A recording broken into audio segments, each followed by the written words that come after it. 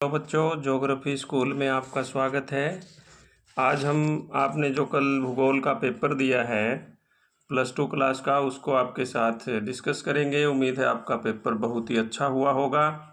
आइए शुरू करते हैं। हमारा क्वेश्चन पेपर में पहला जो क्वेश्चन है आपका 1 अंक वाला, निम्न में से कौन सा एक समूह भारत के जो है, तो इसमें सही उत्तर है आर्य भाषा परिवार, जो भारत में आपका सबसे बड़ा भाषा परिवार है। दूसरे नंबर पर द्रविड़ भाषा परिवार है। इसी क्रम में आपका प्रश्न नंबर 2 है, भारत में पहली संपूर्ण जनगणना कब हुई थी? हम जानते हैं 1871 में जनगणना नहीं हुई, 1881 इसका आंसर आएगा, क्योंकि 1872 में एक अपूर्ण जनगणना हुई थी जो पूरी नहीं हो सकी। तो इसका सही उत्तर है बी, 1881। इसी क्रम में आपका तीसरा क्वेश्चन है, भारत निम्न में से भारत का एक मध्यकालीन नगर का उदाहरण, ये है आपका आगरा। मध्यकालीन नगर वो होते हैं जो मुगल काल में बसाए गए, तो आगरा इसका सही जवाब है। अगला प्रश्न है आपका प्रश्न नंबर 4, भारत में ग्रामीण बस्तियों के प्रकार कौन सा नहीं है? नहीं पूछा है, तो इसमें हम देख रहे हैं गुंछित अथवा केंद्रित बस्तियां ये होती है, अर्धगुंछित भी होती है, प्रक्षिप्त भी होती है, लेकिन इसका जो डी है अर्ध प्रक्षिप्त, ये आपका जवाब आएगा, इसमें ये नहीं होती। प्रश्न नंबर 5 है आपका, भारत में पहला परमाणु ऊर्जा संस्थान जो वर्तमान में अनुसंधान केंद्र बन गया है, ट्राम्बे, मुंबई के पास, ये 1954 में लगा था। दूसरा भी है तारापुर, लेकिन वो इसके बाद में लगा, इसलिए इसका आएगा 1954। अगला प्रश्न है आपका, निम्न में से कौन सा अधात्विक खनिज है? तो इनमें हम देख रहे हैं तांबा, मैग्नीज, बॉक्साइट सब धात्विक खनिज हैं, और अब्रक जो है अधात्विक खनिज है, क्योंकि इसमें धातु का अंश नहीं पाया जाता।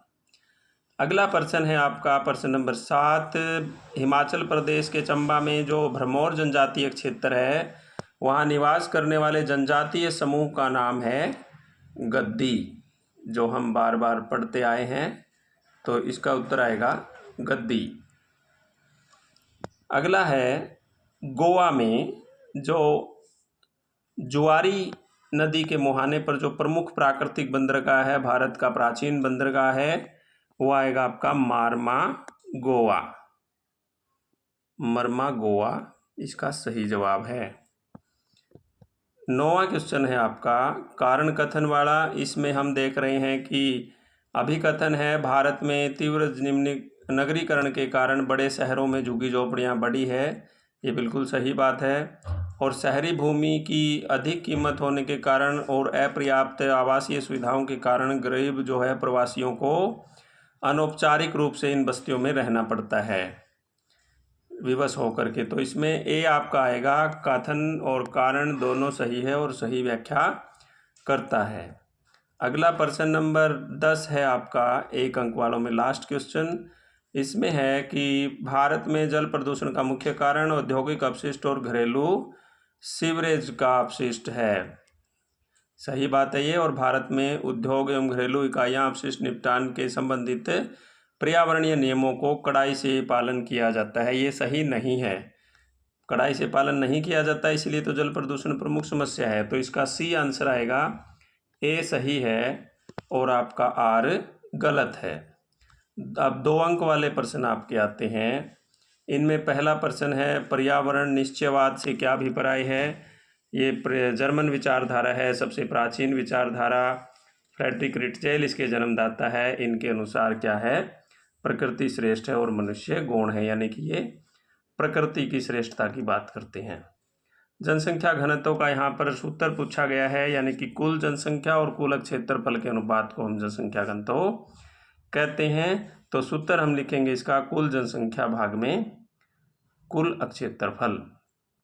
13वां क्वेश्चन है, द्विपक्षीय अंतर्राष्ट्रीय व्यापार क्या होता है? जब 2 देश आपस में एक दूसरे से वस्तुओं का आदान प्रदान करते हैं, व्यापार करते हैं, तो उसे द्विपक्षीय अंतर्राष्ट्रीय व्यापार कहते हैं, जैसे भारत और अमेरिका का व्यापार।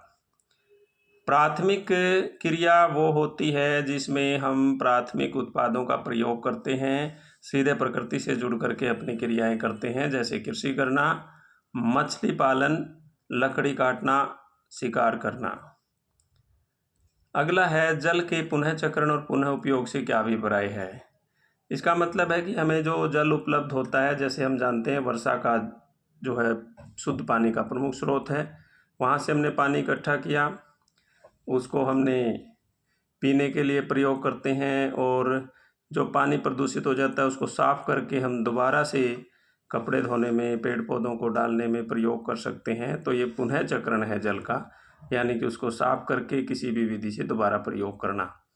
जल प्रदूषण के कारकों का इसने वर्णन किया है, या दोनों में से कोई एक प्रश्न आप कर सकते हैं। जल प्रदूषण फैलाने वाले कारण कौन से हैं।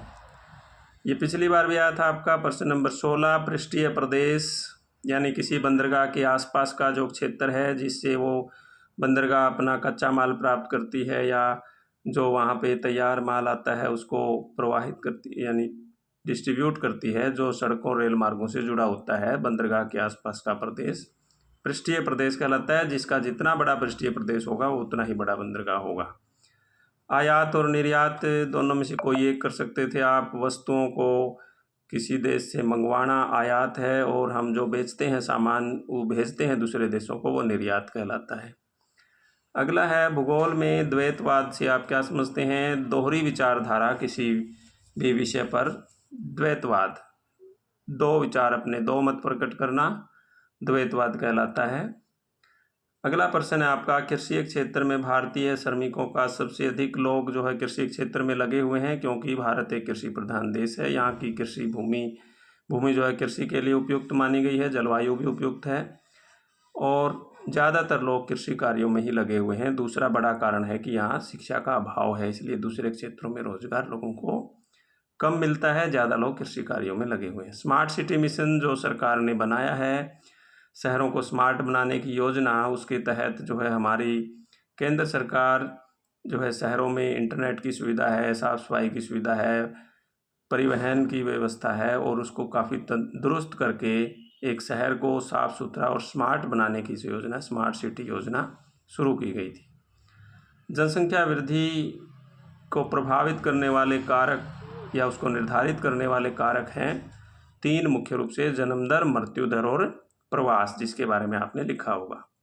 स्वर्णिम चतुर्भुज योजना जो है, ये राष्ट्रीय राजमार्ग महामार्ग जो बनाए गए हैं 4 लाइन 6 लाइन, जो 1998 में शुरू की गई थी, देश के 4 प्रमुख महानगरों को आपस में जोड़ने वाली योजना है। दिल्ली, मुंबई, कलकत्ता, चेन्नई, जो हमारे परिवहन का आधार है, जहाँ से बहुत सारे माल और लोगों का परिवहन इन मार्गों से होता है।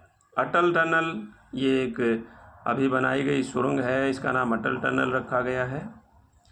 ये भी आपका नया प्रश्न है, जिसके ऊपर आप नोट लिख सकते हैं। अटल टनल के नाम से इसको जाना जाता है। सबसे बड़ी सुरंग है ये रोडवेज की, सड़कों की।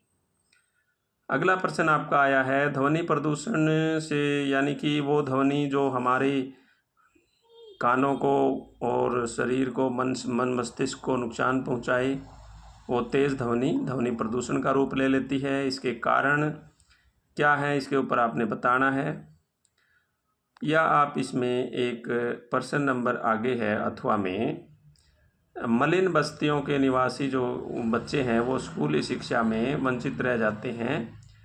इसके बारे में भी आप लिख सकते हैं, क्योंकि वो गरीब होते हैं, वो वहाँ तक स्कूलों तक नहीं पहुँचते, उनको खाने की चिंता में सारा परिवार लगा रहता है, अपने पेट भरने के लिए ही उनको वो स्कूलों तक पहुँच नहीं पाते, और उनको शिक्षा से वंचित रह जाते हैं भूखमरी और गरीबी के कारण।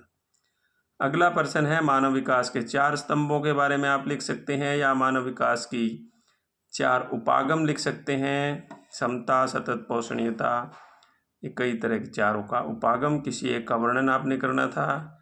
इम्पोर्टेंट प्रश्न था ये आपका। अगला है, पार महाद्वीपीय रेल मार्ग में आप ट्रांस साइबेरियन रेलवे और पार कैनेडियन रेल मार्गों का वर्णन इसमें करना है। नौका परिवहन से क्या आप समझते हैं, यानी कि स्वेज और पनामा नहर के बारे में आपने इसमें 5 अंक के लिए लिखना था प्रश्न।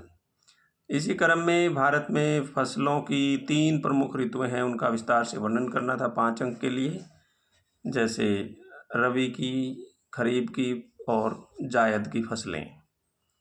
भारत में कृषि की समस्याओं पर नोट लिखना था। अभी कृषि की क्या समस्याएं हैं? सिंचाई का अभाव एक प्रमुख समस्या है, नई टेक्नोलॉजी की कमी और किसानों में शिक्षा का अभाव, खेत का आकार छोटा होना, किसानों का कर्जदार होना, ये कई समस्याएं हैं और मृदा अपरदन भी एक बड़ी समस्या है। अगला प्रश्न जो मैप पे आपने करना था, इसको हम यहाँ मैं वैसे बता देता हूँ आपको कौन से राज्य में आएगा। भारत का प्रमुख पटसन उत्पादक राज्य है आपका पश्चिम बंगाल। आपने पश्चिम बंगाल में ये जो है शो करना था कि भारत का सबसे बड़ा पटसन उत्पादक राज्य है। गंगा नदी हम जानते हैं उत्तर प्रदेश बिहार से होते हुए पश्चिम बंगाल और बांग्लादेश में जाकर बंगाल की खाड़ी में गिरती है।